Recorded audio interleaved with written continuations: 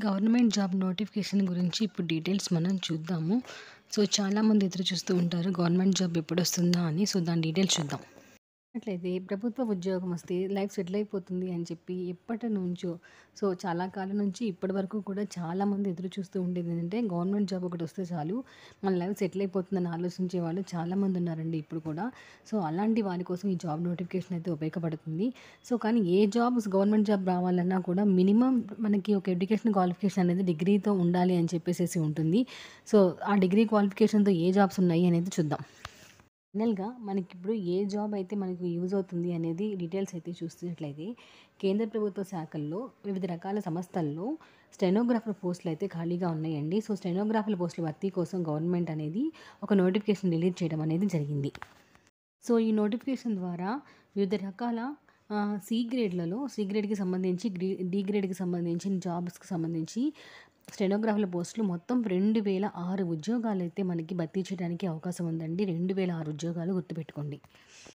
So, ఈ notification ద్వారా మొత్తం 2006 ఖాళీలనైతే భర్తీ చేయడానికి గవర్నమెంట్ అనేది ఒక నోటిఫికేషన్ రిలీజ్ చేయడం అయితే జరిగింది. ఆల్రెడీ ఈ జాబ్‌కి అప్లై చేసిన వాళ్ళు అప్లై చేసుకుంటున్నారండి. సో, దీనికి సంబంధించి లాస్ట్ డేట్ ఎప్పుడు అంటే ఆగస్టు 17వ తేదీ లాస్ట్ డేట్ అన్నారు. సో, దీన్ని ఎడిట్ చేసేటువంటి అవకాశం ఎప్పుడు ఇచ్చారు అంటే ఆగస్టు 27, 28 తారీఖుల్లో ఈ అప్లికేషన్‌ని మనమైతే ఎడిట్ చేసేటువంటి అవకాశం అయితే ఉంది. జాబ్‌కి అప్లై చేసుకోవడానికి మరికొన్ని డీటెయిల్స్ ఏంటి అంటే 18 సంవత్సరముల నుంచి 30 సంవత్సరముల మధ్య ఉన్న వారికి మాత్రమే ఈ జాబ్‌కి అప్లై చేసేటువంటి అవకాశము.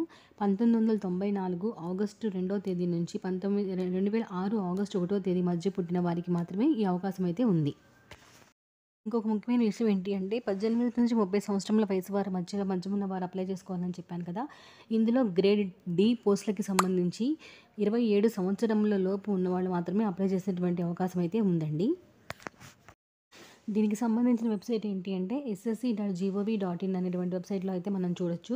ఈ నోటిఫికేషన్ వివరాలను అయితే మనం చూడొచ్చు. అక్కడ అప్లై చేసుకోవచ్చు. అలాగే జనరల్, ఓబీసీ మరియు కేటగిరీకి సంబంధించిన అభ్యర్థులకి ₹100 ఫీజు అయితే అప్లై చేశారు. ఎస్సీ వాళ్ళకి, మహిళలకి మినహాయింపు అయితే ఉండొచ్చండి దీనికి సంబంధించి. గుర్తుపెట్టుకోండి, అప్లై చేసేటువంటి లాస్ట్ డేట్ ఎప్పుడు అంటే ఆగస్టు 17వ తారీఖు లాస్ట్ డేటు. అలాగే అప్లికేషన్ ఎడిట్ చేసే అవకాశం వచ్చేసరికి ఆగస్టు 27 నుంచి 28 వరకు ఈ 2 రోజులు.